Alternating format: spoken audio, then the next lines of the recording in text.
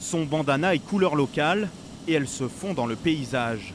Entre France et l'Amérique, l'histoire dure depuis plus de 10 ans. Vous avez entendu parler du rêve américain? Moi je le vis. Le rêve de France Léonard, c'était de vivre aux États-Unis. Aujourd'hui, à 45 ans, cette Alsacienne d'origine fait visiter le pays à moto. Ce matin, départ juste après le lever du soleil, une mécanique bien huilée. So you guys can all come over here. Allez, venez là, les gars. We'll do a little briefing. On va faire un I'll show petit you briefing what de la we're gonna do journée. today. We're gonna go to the national park. Donc, on va aller au Arches, Parc national des Arches, l'un des plus beaux des in États-Unis. United States. Une chevauchée de 15 jours. L'itinéraire a été défini plusieurs semaines à l'avance. Combien de kilomètres est-ce qu'on va faire aujourd'hui là? 200 miles, à peu près 300-350 km. C'est normal pour la journée, c'est une petite journée normale. Sur des motos mythiques, ces clients ne sont pas des novices, tous passionnés de grosses cylindrées.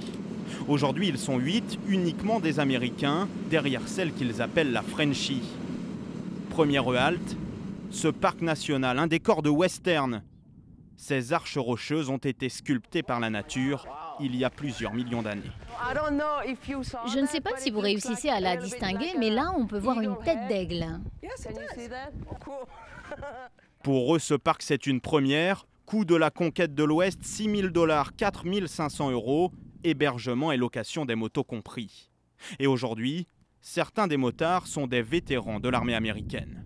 Au départ, c'est toujours un petit peu difficile, les groupes. Les gars, une fille qui va nous diriger pendant 2 semaines. Et puis bon, au bout de 2 jours, ça se calme parce qu'ils voient et que effectivement, je connais mon histoire. C'est une bonne vivante, elle aime bien s'amuser. Et puis avec elle, c'est vraiment l'aventure. Sous une chaleur écrasante, plus de 40 degrés, l'aventure, c'est sans embouteillage et sans casque. Ici, ce n'est pas obligatoire. Au pays des cow-boys, eux roulent calmement en file indienne. Et France Léonard compte bien casser l'image de mauvais garçon associé aux motards. Les bikers, c'est une famille, on s'appelle tous frères et sœurs. Brothers, sisters, c'est une façon de vivre, voilà. Et pour elle, pas question de revenir en arrière. Depuis quelques mois, elle a d'ailleurs un nouveau passeport. Désormais, France est américaine.